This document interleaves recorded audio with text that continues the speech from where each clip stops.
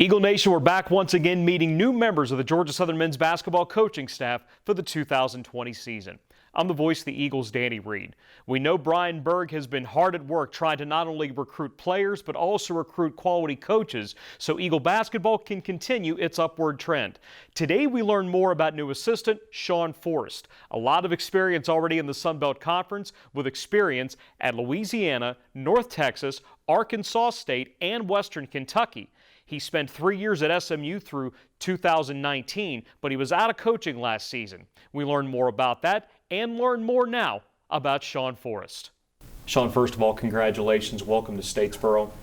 Being out of coaching last year and now back in it in the Sun Belt Conference, what does this opportunity at Georgia Southern mean to you? Just grateful. Grateful for the opportunity. Grateful to be back in it. Taking a year off gave me a lot of perspective, a lot of time spent with my family, my wife, my kids, but obviously was itching to get back into it. So, and obviously the success Georgia Southern has had in the past with Coach Byington. So I think it was a great opportunity to come work with Coach Burke. How do you think that time away can make you a better coach? Just give you perspective to sharpen some of your skills, some of your strengths you keep, but some of your weakness. Try to do a lot of film study, watch different people, do different things, offensively, defensively. But obviously, too, it has a chance where you can, kind of get to know relationships with players, different players across the country, coaches. So it just gives you time to, kind of work on your craft a little bit more. Coach Burke has talked about relationship building in the few weeks that he's been in town. When did your relationship with him begin? Back in 2003. He was a coach at Middle Tennessee State. I was a coach at Arkansas State. Obviously, we were big rivals, but played twice a year. Then we just became friends. Just off of playing each other in the rivalry, and we stayed friends ever since. You've been a college coach for nearly a quarter century. You mentioned your time at Arkansas State, roughly a decade as part of Sun Belt Conference schools, whether you're talking about North Texas, the Red Wolves, Louisiana, Western Kentucky before they made the move to Conference USA. How does that perspective maybe give you a leg up getting back into the league? Well, I think, being in so many schools that were in the Sun Belt, I think I have a good grasp on the league. What it takes to win the league, stay at the top of the league, talent-wise, travel-wise, just having the experience, been in the league for a little while, different schools. So obviously, when you get different jobs, if you can become familiar with, people in the league, I think it helps you. When you were in this league, Georgia Southern had not yet joined, but you had coached against the Eagles back in 2003 when you were at Arkansas State. You talked before about coming to Hanter Fieldhouse and how difficult it was. But from those experiences and other people that you've talked to, what have you gathered about Georgia Southern basketball? Tremendous home court advantage. Talking to a lot of coaches in the league that I know. That the energy is here. Get great fan support.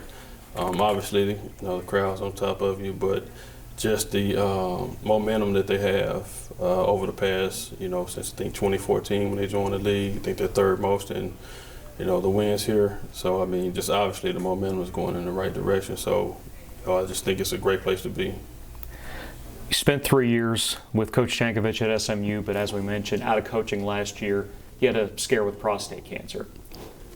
Take us through that journey and ultimately getting back to doing what you wanted to do.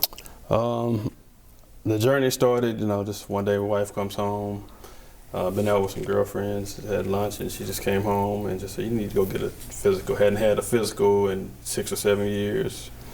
So as a male, didn't want to go to the doctor, but finally agreed, went, and the doctor told me, that something was wrong with the blood samples that I gave. So had to go back and do it again, and about a month later, they told me I had prostate cancer, which was a shock. So obviously after that was November the 4th when I got diagnosed, had surgery December 23rd, and I had to do, physical rehabilitation for that, and found out March 24th that I was cancer-free. And ironically, Coach Burke called 2 days later and offered me a job. How much added meaning does that give it? just a sense of pride. And when I say pride, just just want to do everything I can to help him be successful. Obviously, his character speaks for itself. He's well respected across the country. But like I told you before we were talking, not many people keep their word in this business, and for him to keep his word to me, saying one day if he got a job, he'd try to hire me. I mean, obviously it just speaks volume for who he is and the person that he is and the person that Georgia Southern got. There's a bit of a Kentucky flair to the coaching staff. I know Tim's from that way, went to Murray. Chris also went to Murray, but you worked with him at Western for a little bit. What can you tell specifically about Chris that maybe we wouldn't know? He's a little fiery. He's a little fiery, but I mean, great person. We had a good time in Western Kentucky. It was short, but does a really good job evaluating, recruiting, coaching. I mean, he's real thorough. Just a guy that has tremendous feel. He was a great player at Murray too. So, like I said, he just obviously just brings a lot to the table, just as far as being able to coach and recruit too. So I mean, you get a total package with him too. How would you describe yourself as a coach? I would describe myself as a caring, coach. Obviously, just like Coach Burke, big on discipline, but I'm big on relationships too. One thing I always tell a kid and me, that it's a 40 or 50-year relationship when we start recruiting, because obviously I want to be in their life after basketball. I think this is kind of my mentorship, for kids, the passion to just mold young men, in their lives.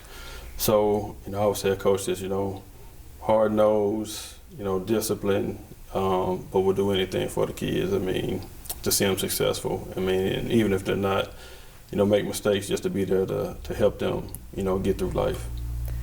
Typically with a new coaching staff, they're taking over for a situation that was not so good, but Georgia Southern has won at least 20 games in 3 consecutive seasons. Of course, that hasn't happened here in 30 years. So how do you guys come in, take a good situation, and make it even better? Just by following Coach Burke's pedigree. Obviously, they set the single season record at Little Rock when he was there as assistant coach. They won 30 games, won the Sun Belt Conference Championship.